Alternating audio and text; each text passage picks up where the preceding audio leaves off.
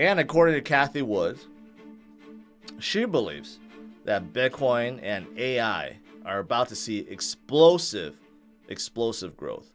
And she's using this adoption growth curve. And she believes both Bitcoin and AI are right in, it's not marked, but right around the early majority, okay?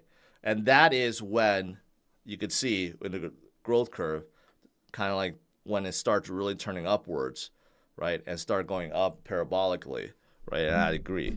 Even though Bitcoin has been around since 2009, most of the innovation adoption did not happen until like maybe 3 years ago. I would say maybe arguably around 2021. That's when things really started moving.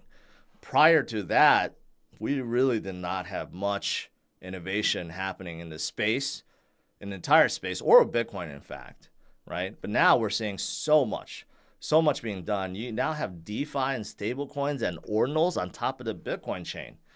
And when it comes to the rest of crypto, yeah, DeFi is robust. It's thriving. These things didn't exist even 3 years ago, right? So it is still very, very early. Just like AI is. It's still very, as useful as AI is, it's still very early, just like Bitcoin. All right, now outside of these things, I did see this, which is no good.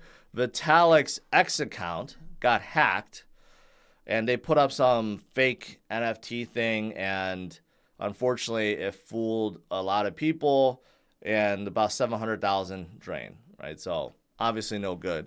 But just keep in mind, no matter who it is, okay, it could be Vitalik, it could be whoever, CZ, or even myself, right? When you see something very suspicious, don't fall for it. And I hear about this in Discord chats all the time. People's Discord gets hacked, and then people just blindly follow these hackers in terms of whatever they say, right?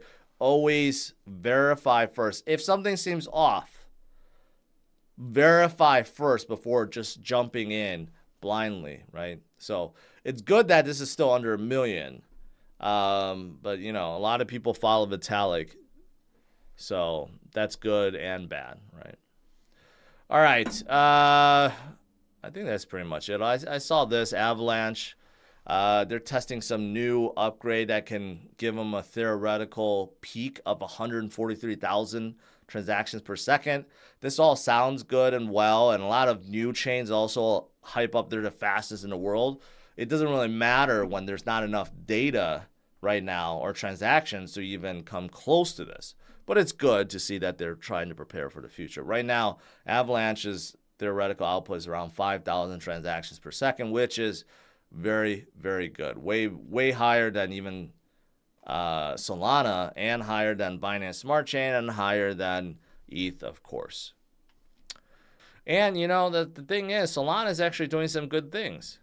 For example, they have this going on where Visa is trying to utilize Solana and USDC for global transactions, right? So there are major firms that's trying to test the Solana network. And on a positive note, we haven't heard anyone complain about a network outage so far, right? It's been a while. I haven't heard anyone say Solana has been down or anything like that.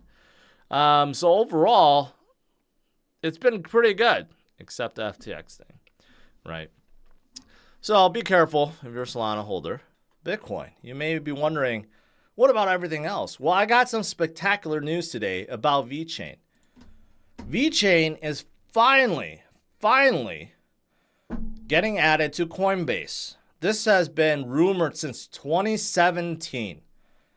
Okay, everyone keeps asking, when Coinbase? When Coinbase? When Coinbase?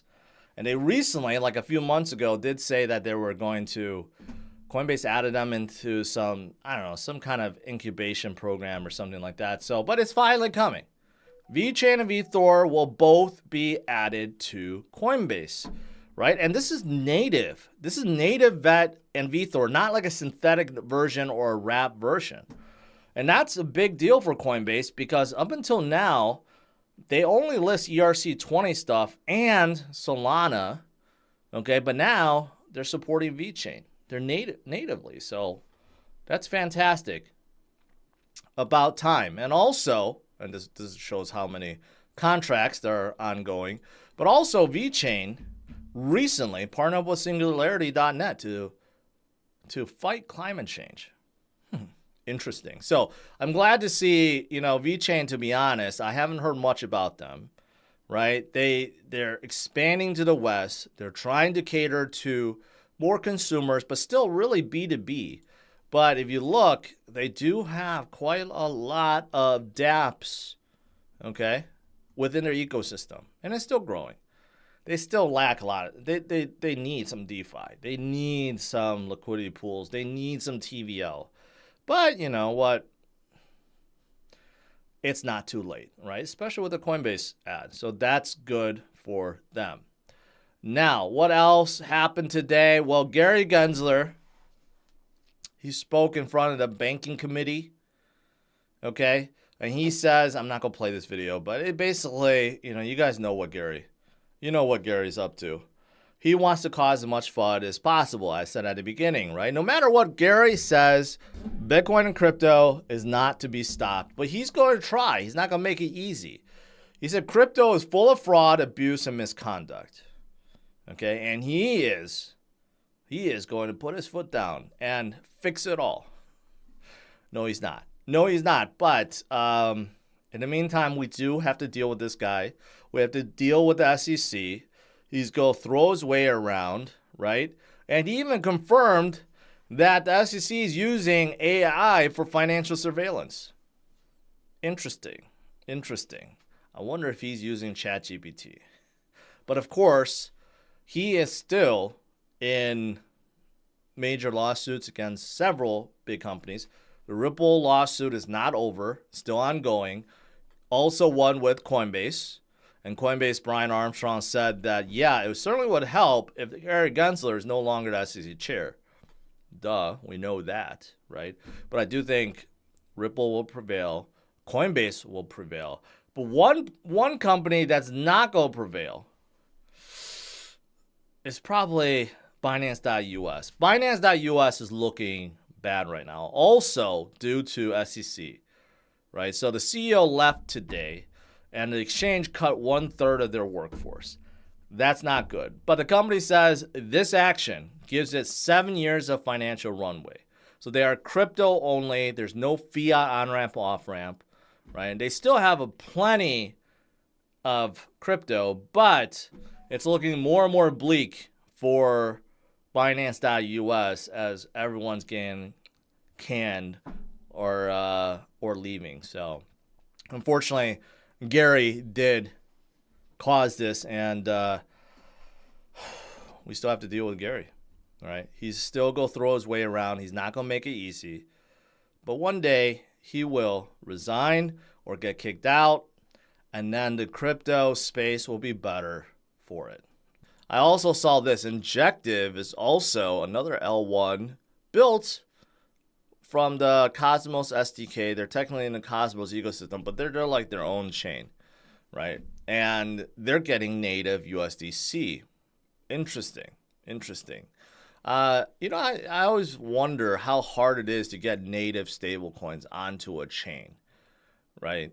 Like all the major chains get it, but I wonder like what's the requirement? If you just need to pay them X amount and that's it? I don't know, but good for Injective. So now they got some stable coins. It's surprisingly, a lot of chains out there don't have any native stable coins, right?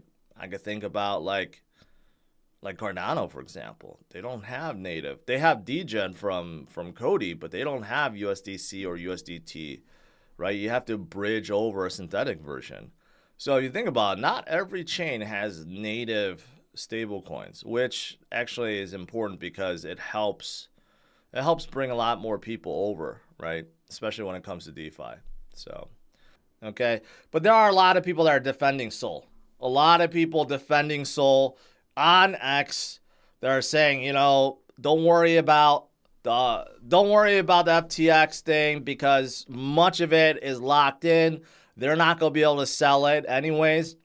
But it makes you wonder, was FTX the only reason for for Solana's climb in 2021.